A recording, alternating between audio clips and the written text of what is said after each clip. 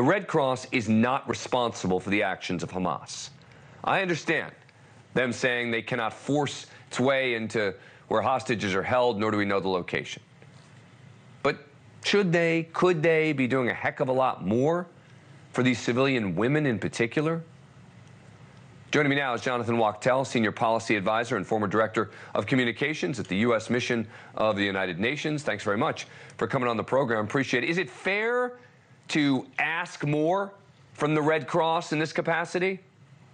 Absolutely, Dan. That's what the Red Cross likes to tout themselves, that they are that organization that's capable of going in conflict zones and being able to work out deals of prisoner exchange, prisoners of war, in this case, hostages. And that's what their reputation is all about. So absolutely, the right questions are being asked. Absolutely, it is Qatar that needs to be asked even more because they have sway over Hamas.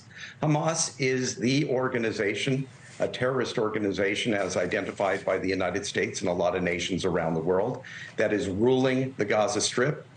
The Red Cross had to have permission to be working within the Gaza Strip. They have over 100 personnel working on the ground in the Gaza Strip, providing services to the Palestinian people. They know the scene there. They know the key players. They wouldn't be operating in the Gaza Strip without the permission of Hamas. And as you had pointed out, the leadership of the Red Cross has met with Hania, the leader of Hamas.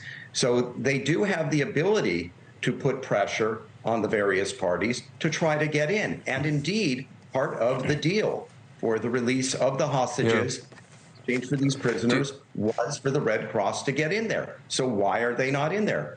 Big question, the right question. Do you think that they know more than they're letting on about the hostages?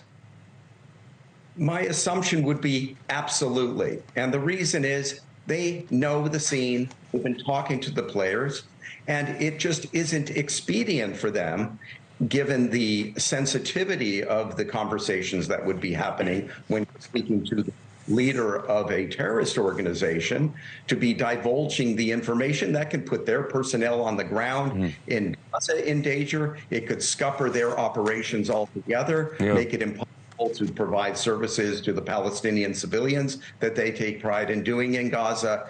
So it is something that one would expect them to know. So that they would know, one would think that they would exert maximum pressure without disrupting their ability to operate in Gaza.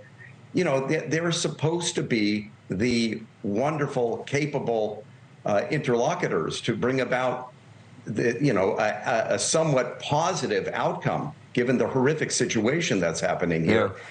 Where to be seen. Jonathan Wachtel, important conversation. Thank you very much for your time. Appreciate it. Pleasure, Dan. Thank you for watching. Go to NewsNationNow.com to find NewsNation on your cable provider. And don't forget to click the red subscribe button below to get more of NewsNation's fact-driven, unbiased coverage.